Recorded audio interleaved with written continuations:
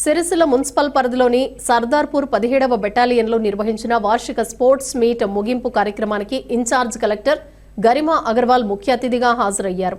క్రీడల ఉద్యోగుల్లో స్నేహభావం పెంచడంతో పాటు శారీరక దారుఢ్యాన్ని మెరుగుపరుస్తాయని ఆమె తెలిపారు. 3 రోజుల పాటు పరుగు పందాలు, cricket, volleyball, tug of war తదితర పోటీలు నిర్వహించగా 100 మీటర్ల పరుగు పందెంలో తిరుపతి ప్రథమ స్థానం సాధించారు.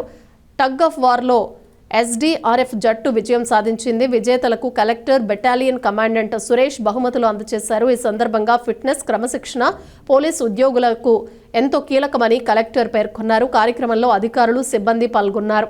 వేములవాడ రాజన్న ఆలయ వసతి గదుల సముదాయమైన పార్వతీపురంలోకి శుక్రవారం మళ్లీ నాగుపాము ప్రత్యక్షమైంది. దీంతో రాజన్న భక్తులు భయాందోళనకు గురవుతున్నారు. గతంలో కూడా పలుమార్లు రాజన్న ఆలయ వసతి గదులు సముదాయంలోకి పాములు వచ్చాయి. సమాచారం అందుకున్న స్నేక్ క్యాచర్ జగదీష్ చాకచక్యంగా పామును పట్టుకున్నారు. వసతి గదుల వద్ద పాములు రాకుండా భక్తుల రక్షణ కోసం అధికారులు చర్యలు చేపట్టాలని భక్తులు కోరుతున్నారు.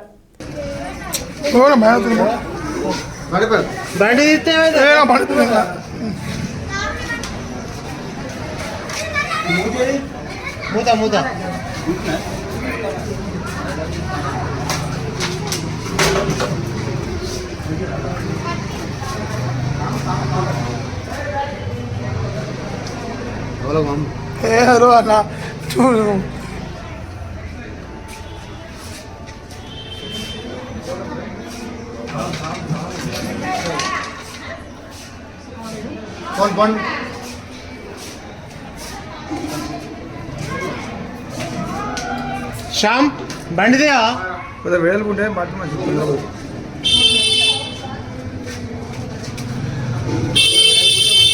వెళ్ళు చూడ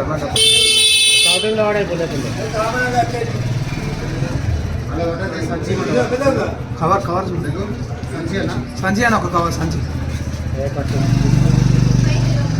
పడుతుంది కానీ స్వర్ణం సార్ ఇబ్బంది అవుతుంది.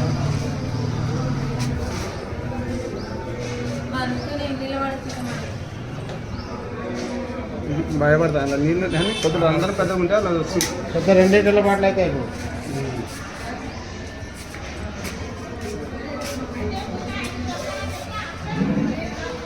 ముతి. వేములవాడ శ్రీ రాజరాజేశ్వర స్వామి, భీమేశ్వర స్వామి ఆలయాల హుండీ కానుకల లెక్కింపును శుక్రవారం నిర్వహించారు.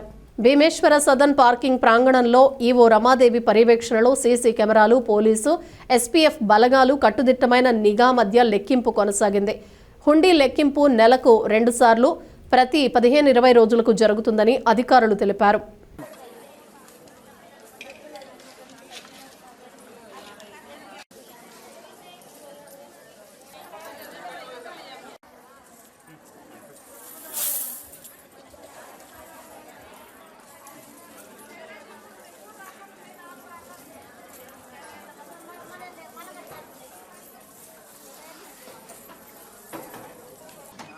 భీమేశ్వర సదన్లో 1st నెంబర్కి